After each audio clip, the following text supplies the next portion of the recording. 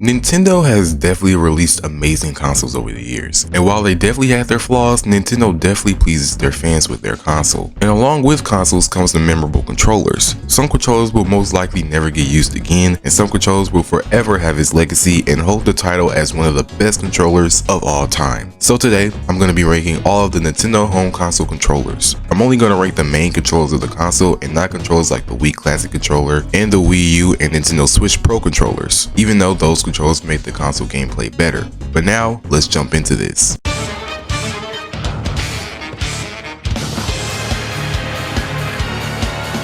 The NES basically defined the 80s. It was the start of something new and the start of a game series that has developed a really strong fan base. The NES had one of those controls where when you look at it, you automatically think of a certain game. Most of you probably automatically start thinking about Super Mario Bros. I just know when some people take a look at this controller, they flash back to them getting the NES for the first time and playing classic 8-bit games. It was a rectangle with a D-pad and two red buttons for A and B and a start and select button. But in Japan, the NES was released as the Family Computer or as the Famicom and had a totally different controller. It was a red and beige color controller, but it still had the same layout as the NES controller, but it was more rounded. Both were pretty simple controllers that have now turned iconic, used in many gaming merchandise and now even the controller for the Switch or the Nintendo Switch Online collection. It even made an appearance during the credits in the Mario movie. It may be a simple looking controller, but it's the controller that started it all and it's iconic for giving joy to the kids back in the 80s. And for that, I think I'm going to put it in B tier. The SNES is the NES just with more power. It's home to classic games just like the NES and also started game series like Star Fox and F-Zero. It was released in 1990 as an updated NES with more colors, updated graphics, and like the commercial said, more power.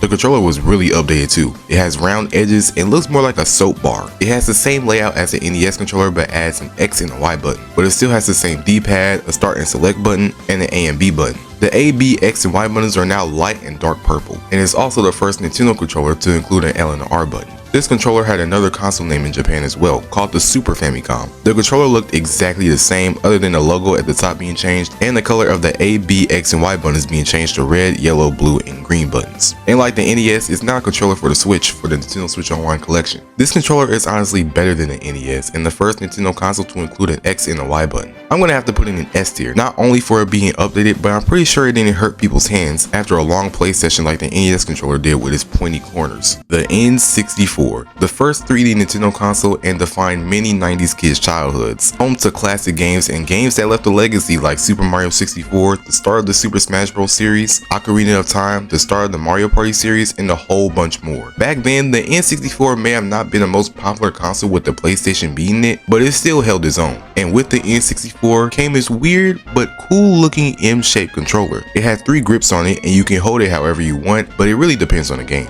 Some people tend to think that this is the first Nintendo controller to have an analog stick, but that is not the case. Way back during the NES days, Nintendo released the NES Advantage in 1987. It was like a portable arcade controller with an analog stick and a lot of extra buttons, but it was just a third-party controller. But back to the N64 controller, it was the first Nintendo controller to use C buttons. It could be used for anything in games, but mostly the camera in games. Or like in Smash Bros, it could be used to change the colors on the character select screen. But it still has a D-pad, the start button, and an A and B button, and the L and R buttons. It doesn't include the X and Y buttons and the select button. While it may look weird in first glance, it's definitely something that's easy to get used to, and it can definitely be confusing at times. Like I said, it's easy to get used to. I think it belongs in A tier. And now for the GameCube. The GameCube is definitely one of those controllers that when you take a look at it, you'll automatically know which console it's from. It became one of the most popular game controllers of all time and is still being used today, mainly for Smash Ultimate. It's mainly known for its great looking layout. It definitely takes some time to get used to, but once you do, the gameplay for the game you're playing will definitely be smooth. When you first look at the GameCube controller, you'll probably automatically think of Super Smash Bros. Melee and how great all of the Smash Bros. Games are with this controller. And out of it, we got the Wavebird GameCube controller, which is a wireless GameCube controller, which became a pretty popular controller at the time. It's like Nintendo definitely wanted to stand out from the other competitors, and that's exactly what they did. The controller has an analog stick, D-pad, an A, B, X, and Y button,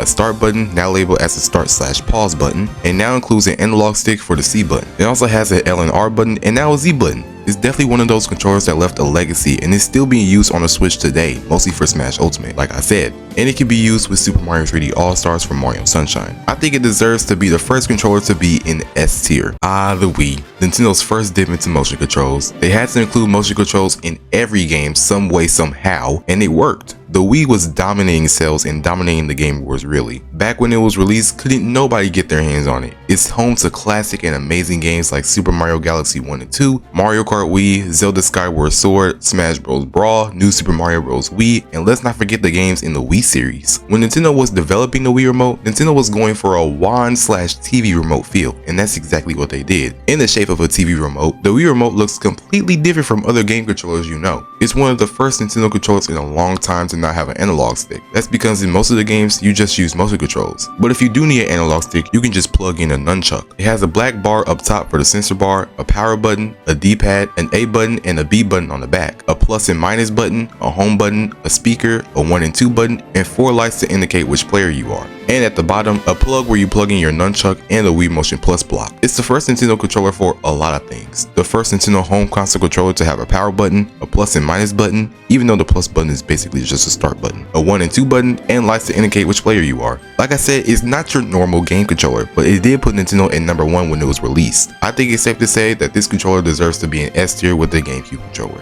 Now on to the less successful but really underrated Wii U. When I say underrated, I mean really underrated. When this thing came out, everyone slammed it. But it honestly didn't deserve the hate, and it holds some great games on the console like Super Mario 3D World, Smash Bros. Wii U, the first Splatoon, the first Mario Maker, the OG Mario Kart 8, and so many others. And not only does it have great games, but it's backwards compatible with the Wii. I'm not gonna get into the whole thing about how the Wii U is underrated and all that because I literally made a whole entire video on it last year, but let's talk about its controller now, the all new gamepad. It's definitely not your regular game controller, it looks more like a tablet. It still has the same buttons as the Wii without the 1 and 2 buttons. It has 2 analog sticks, a home button, an X and a Y button, L and R button, and the ZL and ZR button. It still has the D-pad, the A and B button, and the speaker, and it adds a microphone, a TV button, something that can control your TV that I'm pretty sure nobody used, a spot where you can tap your amiibo, and a camera. And also up top, it has a port so you can charge it, a headphone jack, a volume button for it, and a stylus, which is a first for a Nintendo home console. And of course, the screen.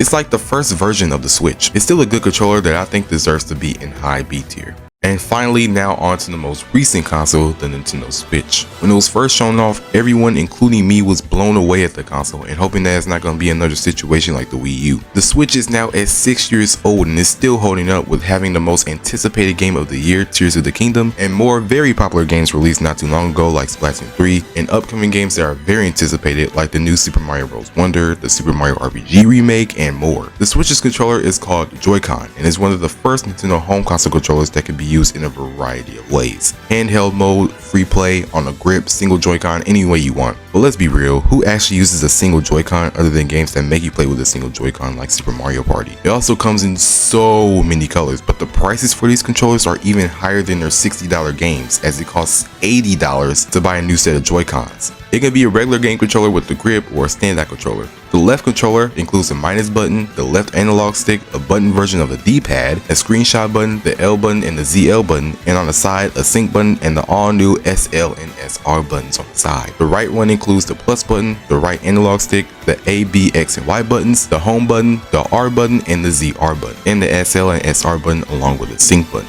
And at the bottom, it has a motion sensor, and on the back of both of them is a button to detach them from the console. It's actually pretty neat controllers, and you can tell Nintendo likes being different. And like I said, it can be used in a variety of ways. At this rate, I think it belongs in A tier. And there you go, my tier list of Nintendo home console controllers. What do you think the next system controller will look like? Tell me in the comments below. Make sure to subscribe and hit that bell, and I will see you in the next one. Peace.